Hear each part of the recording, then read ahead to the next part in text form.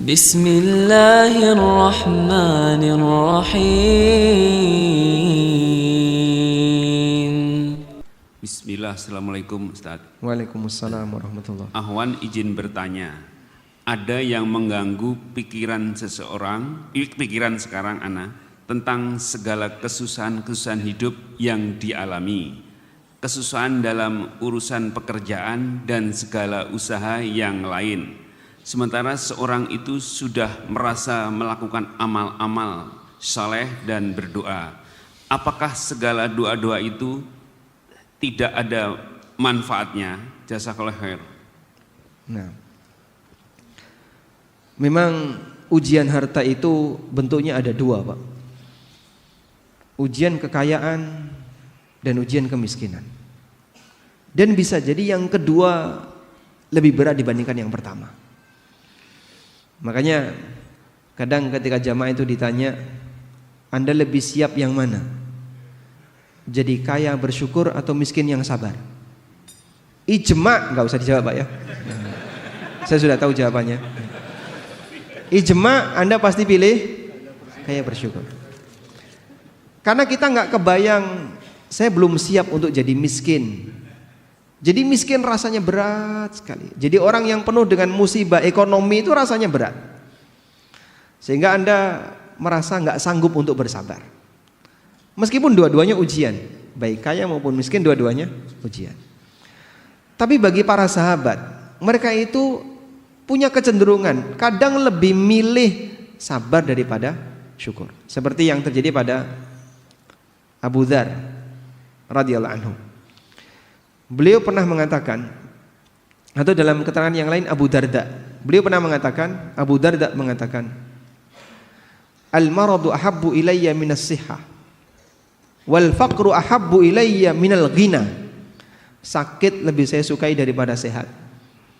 Jadi tiap hari sakit, nek gak watuk pilek, ditemek watuk misalnya. Tiap hari sakit lebih saya sukai daripada saya sehat. Miskin lebih saya sukai daripada kaya. Kenapa? Karena beliau punya kondisi, saya itu merasa dekat dengan Allah saat dapat musibah. Dan itu merasa lebih nikmat bagiku dibandingkan ketika saya dapat nikmat berupa harta. Jadi suasana kenikmatan itu adalah kedekatan dia dengan Allah. Dengan musibah ini, dengan miskin ini saya bisa nangis. Dengan musibah ini saya bisa berdoa. Dengan musibah ini rasanya saya dekat dengan Allah. Dengan musibah kita bisa menghadap Allah lebih serius. Coba kalau nggak ada kayak gini ya, bisa jadi orang lupa untuk mendekat kepada Allah. Itu sahabat. Kita mungkin nggak bisa demikian.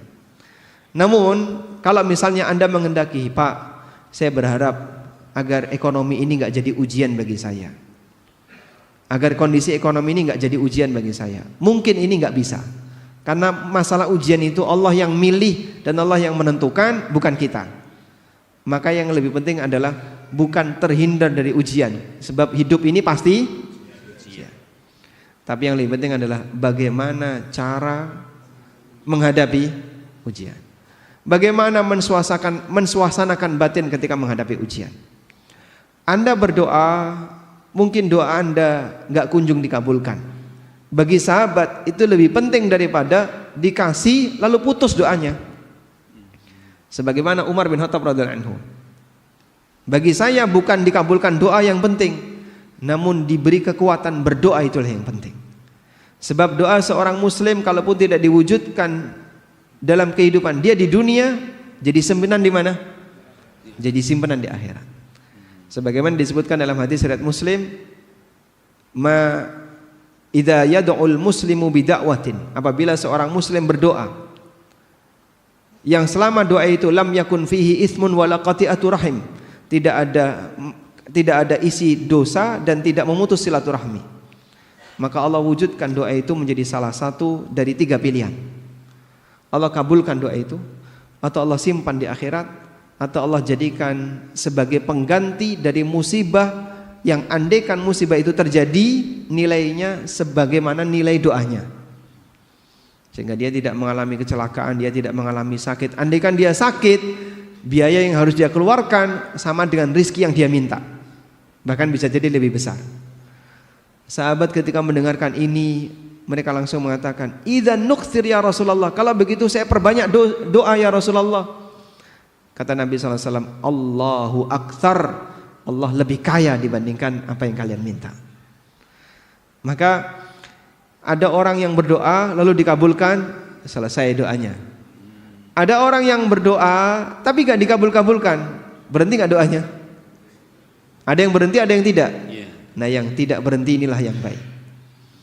Sehingga ketika dia sering ngetuk pintu, hampir saja akan dibukakan. Wallahu a'lam.